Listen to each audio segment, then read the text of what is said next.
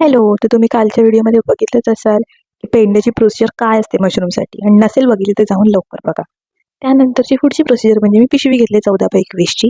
एका भांड्यात डेटॉल घेतला, त्यात पाणी टाकलं आणि कापसाचा गोळा बुडवला आणि पिशवीला व्यवस्थित दोन्ही बाजून डेटॉल लावून घेतला.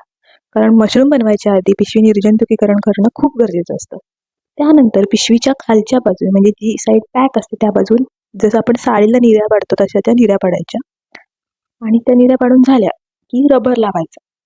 तर रबर एका फोल्डने नाही लावायचा, तर 2 फोल्ड करून लावायचा, म्हणजे ती गाठ आहे ती सुटणार नाही. व्यवस्थित रबर लावून घ्यायचा. मी 2 रबर घेतलेत कारण एक रबर तुटू शकतो म्हणून. आणि तुम्ही बघू शकता कसं मी फोल्ड केलंय डबल परत. सो असं फोल्ड करा आणि त्यानंतर जी रबर लावलेली बाजू आहे ती आतमध्ये घ्यायची आणि आतली बाजू बाहेर. म्हणजे ही पिशवी आपल्याला मशरूम तयार करण्यासाठी रेडी आहे. सो पुढची प्रोसिजर बघण्यासाठी फॉलो केलं नसेल तर फॉलो करा आणि यूट्यूबला सबस्क्राईब सुद्धा करा. Bye bye.